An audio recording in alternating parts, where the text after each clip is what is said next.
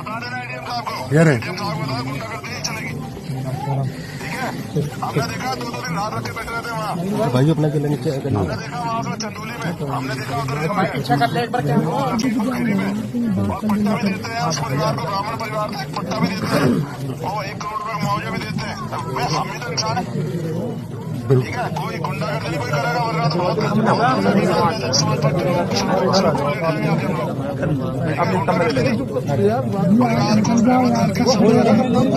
क्रांतिकारी नमो बुधाय, जय भीम, जय भारत, जय संविधान। मैं रमन जरन और आप देख रहे हैं अध्यात्म पावर।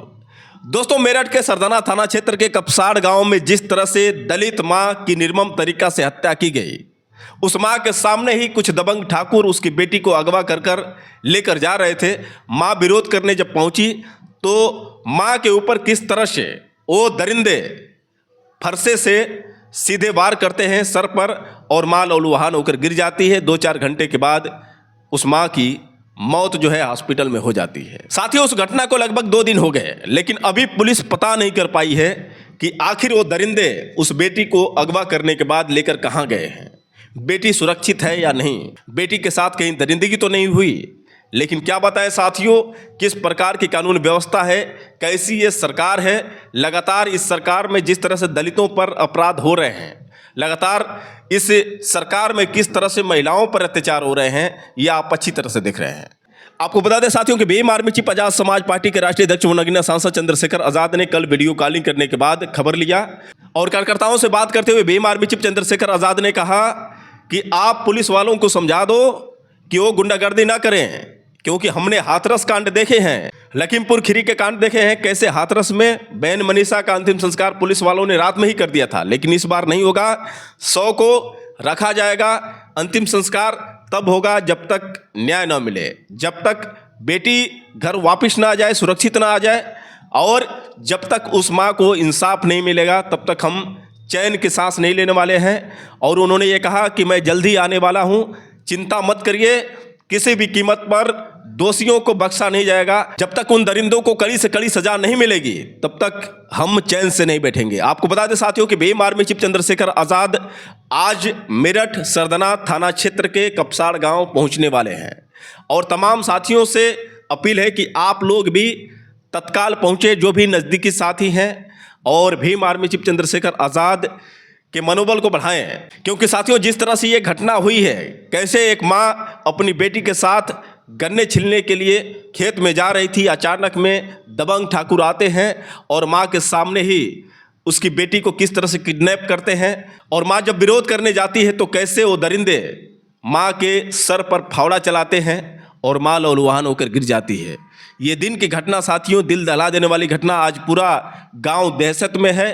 तमाम जितने भी विपक्ष के लोग हैं वहां पर पहुंच रहे हैं। आपको बता दें कि वर्तमान सपा विधायक अतुल प्रधान ने 2 लाख रुपए की आर्थिक मदद की है। बहुत बहुत धन्यवाद भाई को, जो इस दुख की घड़ी में साथ रहे। और तमाम जितने भी विपक्ष के लोग वहां पर पहुंचे हैं, जो पीड़ित परिवार को न्याय दिलाने के लिए, इंसाफ दिलाने के लिए वहां पर पहुंचे, उन सभी साथियों को बहुत बहुत धन्यवाद।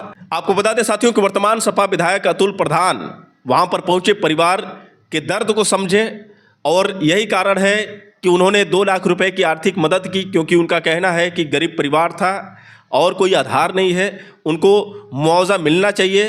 कम से कम 50 लाख रुपए, एक घर में सरकारी नौकरी होनी चाहिए। और आपको बता दें साथियों कि अतुल प्रधान ने काफ़ी दुख जताया कि ऐसी घटना जो है कहीं ना कहीं काफ़ी निंदनीय है, और इस चीज़ को लेकर हमें सतर्क रहना चाहिए, क्योंकि ये जो सरकार है दलितों व गरीबों की विरोधी है। और आप लगातार देख रहे हैं कि किस तरह से उत्तर प्रदेश में जंगल राज कायम है।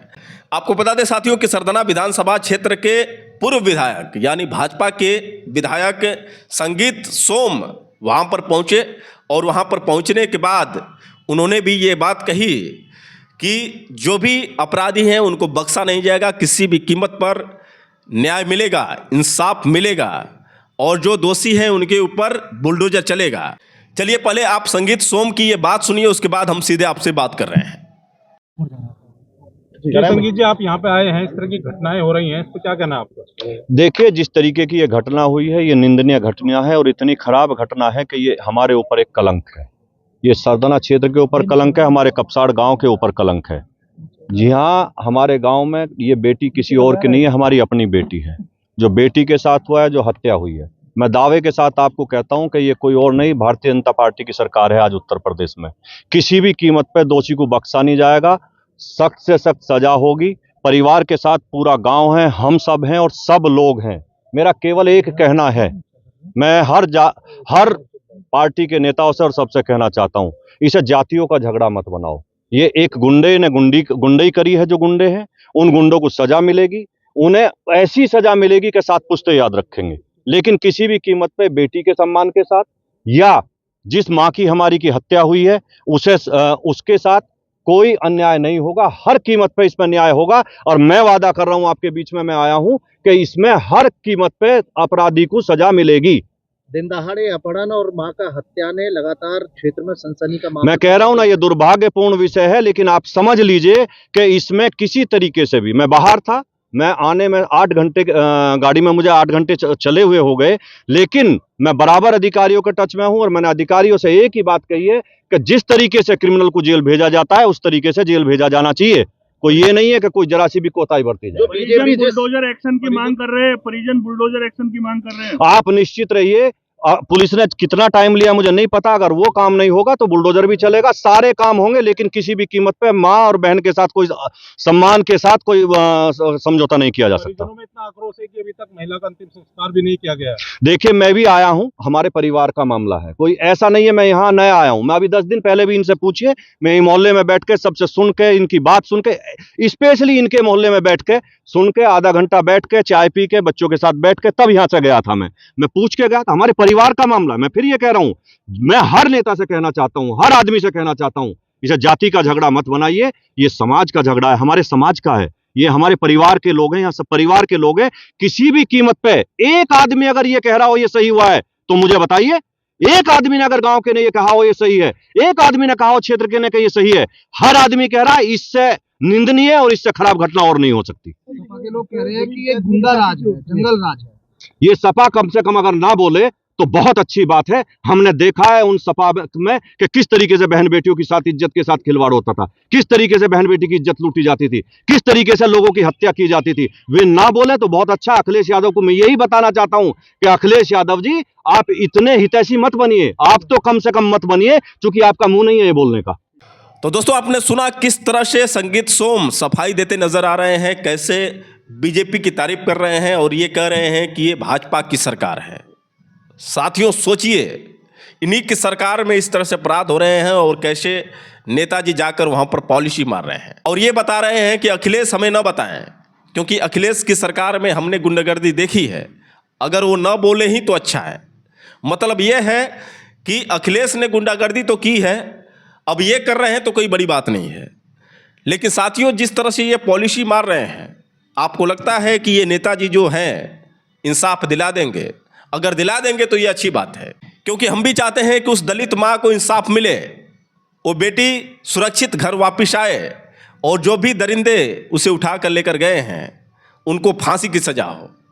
तो नेताजी, आप योगी जी से बोलिए कि जो भी दरिंदे हैं उनको जल्दी से पकड़ने की कोशिश करें और जो पुलिस का डेरा यहाँ पर डाली है, कम से कम आधी पुलिस तो वहाँ पर भेजे जहाँ पर वो दरिंदे छुपे हुए हैं। जो बेटी के साथ दरिंदगी कर रहे हैं कि क्या कर रहे हैं, ये तो बेटी आएगी तो पता चलेगा। तो पहले मैं नेताजी से यही कहूँगा, संगीत सोम जी, आप मेरी बात को सुन रहे हैं तो आपसे ये निवेदन है कि आप पहले तो जैसे तैसे उस बेटी को सुरक्षित घर पर वापस लाइए। आप योगी जी से बात करिए और जो भी दरिंदे इस तरह का कृत्य किए हैं, किस तरह से उस माँ के ऊपर फरसे चलाकर उसकी निर्मम तरीक़े से हत्या किए हैं, उन दरिंदों को फांसी देने के लिए आप बात करिए। और बुलडोजर जो चलाने की जो बात कर रहे हैं, तो बुलडोजर देरी नहीं होनी चाहिए, बुलडोजर आप तुरंत भिजवाइए, बुलडोजर तुरंत चलवाइए, तभी हम समझेंगे कि वास्तव में आप सच्चे देशभक्त हैं, वास्तव में आप जातिवाद से परे नेता हैं और वास्तव में आप दलितों के हितैषी हैं। तभी हम मानेंगे कि आप वास्तव में सच्चे नेता हैं। संगीत सोम जी, आप आए, बहुत बहुत धन्यवाद। आप आकर आश्वासन दिए, इसके लिए भी धन्यवाद। लेकिन जब तक ठोस कार्रवाई नहीं होगी तब तक हम नहीं मानेंगे, वरना आपको हम झूठे ही समझेंगे, क्योंकि आपकी पार्टी के सभी लोग झूठे ही झूठे हैं। अब आपको बता दें साथियों कि भीम आर्मी चीफ चंद्रशेखर आजाद वहां पर पहुंचने वाले हैं, लेकिन उससे पहले हजारों की संख्या में पुलिस फोर्स योगी जी ने तैनात कर दिए हैं। कहीं ऐसा ना हो कि अतुल प्रधान को जिस तरह से रोकने की कोशिश की जा रही थी, एक बार फिर से भीम आर्मी चीफ चंद्रशेखर आजाद को रोकने का ये प्रयास किया जाए।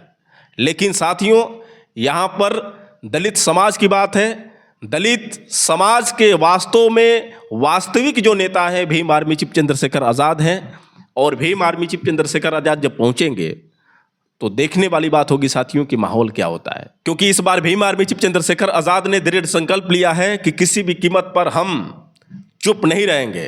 क्योंकि उन्होंने कल फेसबुक अकाउंट पर पोस्ट करते हुए कहा था कि हम 24 घंटे का समय दे रहे हैं, अगर 24 घंटे के अंदर किसी भी प्रकार की ठोस कार्रवाई नहीं हुई तो मैं वहीं पर बैठ जाऊंगा, वहीं पर धरना प्रदर्शन करूंगा, और जब तक इंसाफ नहीं मिलेगा तब तक मैं वापस नहीं जाऊंगा।